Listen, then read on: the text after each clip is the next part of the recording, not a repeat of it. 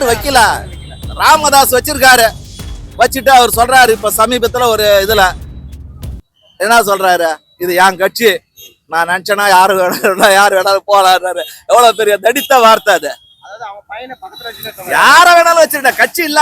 நீ பெரியார் போட்டாவை போட்டிருக்க, அம்பேத்கர் போட்டாவை போட்டிருக்கல, இங்க என்ன ஜனநாயகமா வாழுத? அவரே சொல்றாரு நேரடியா, இது என் கட்சி, நான் நினைச்சவன் வச்சுக்கோ, இல்லைன்னா வெளில போடானா என்ன அர்த்தம்? ஹிட்லரை விட மோசமான அர்த்தம் அதெல்லாம். நம்ம பேசுறதுக்கு என்னத்துக்கு இவங்களெல்லாம் பேசிக்கிட்டு நம்ம விட்டுடுறோம். இவங்கெல்லாம் எப்பயுமே வர முடியாது. ஏன்னா சாதிய சிந்தனை உள்ளவர்கள். என்ன சாதிய சிந்தனை உள்ளவர் தமிழ்நாட்டில் தலையெடுக்கவே முடியாது. அப்படின்னாக்கா இப்ப சமீபத்துல கூட ஒருத்தர் கேட்டிருந்தாரு, அதுக்கு திருமா கூட பதில் சொல்லியிருந்தாரு.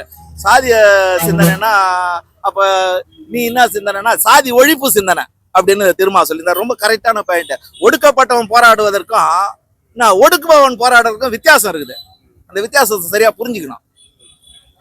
இல்லைன்னா இப்ப இந்தியாவிலும் சரி தமிழ்நாடும் சரி எந்த அளவுக்கு ஜாதி உண்மை இருக்குன்னு நினைக்கிறீங்க? கண்டிப்பா சாதி இருக்குது. சாதியை உடைப்பது தானே மனிதனுடைய வேலை. மனிதர்களாக வாழணுன்றது தானே இந்த சமூகத்தினுடைய ஏற்பாடு. அதுதானே பெரியார் போராடினாரு, அம்பேத்கர் போராடினாரு, பூலே போராடினாரு. எல்லாரும் அதுதானே செஞ்சாங்க.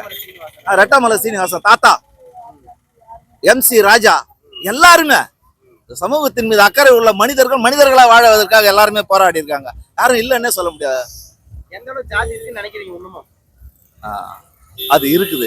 இல்லைன்னு யாராவது சொன்னாங்கன்னாக்கா அவங்களுக்கு சமீபத்துல காஞ்சிபுரம் பக்கத்துல ஒரு கோயிலுக்கு போகக்கூடாதுன்னாங்க. இப்ப ராணிப்பேட்டையா எங்கேயோ ஒரு இடத்துல அந்த கோயில் உள்ளவே வரக்கூடாதுன்ட்டாங்க. வந்ததுக்கு அடிச்சான். அப்ப இல்லைன்னு எப்படி நீங்க சொல்ல முடியும்? ரெட்ட கோவில இருக்குது. அதாவது தரப்போறேன். இப்ப மாற்றுன்னு நிறைய பேர் வராங்க இல்லையா? சீமானா இருக்கலாம், அண்ணாமலை இருக்கலாம், இல்ல விஜய் இருக்கலாம். இவங்க எல்லாம் என்ன சொல்றாங்கன்னாக்கா, கிட்டத்தட்ட 60 ஆண்டு 70 ஆண்டு அதிமுக திமுக ஆட்டிருக்காங்க. தமிழ்நாட்டுக்கு நல்லது நடந்தது இல்ல, எங்களுக்கு ஓட்டு போடுங்க, நாங்க நல்லது செய்யறோம்ன்றாங்க. முதல்ல நீங்க தெருவுல இறங்கி இந்த சமூகத்துக்கு ஏதாவது போராடுங்க.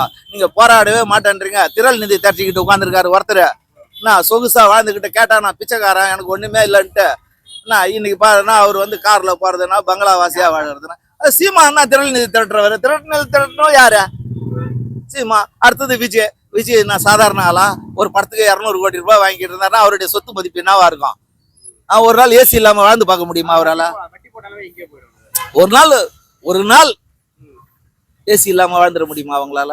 நாங்க வாழ்ந்துகிட்டு இருக்கிறோம். பல்லாயிரம் கோடி பேர் வாழறோம். இப்ப நான் என்ன சொல்றேன், எதுக்காக நீங்க ஏசி இல்லாம வாழணும்னு சொல்ல, நீங்க என்ன இந்த சமூகத்துக்காக பண்ணீங்க அதை எடுத்து சொல்லுங்க. இப்படி ஒரு போராட்டம் ஒன்றும் இல்லை. இங்க வந்து வர்க்க பேதத்தை விட ஜாதிய பேதம் அதிகம்.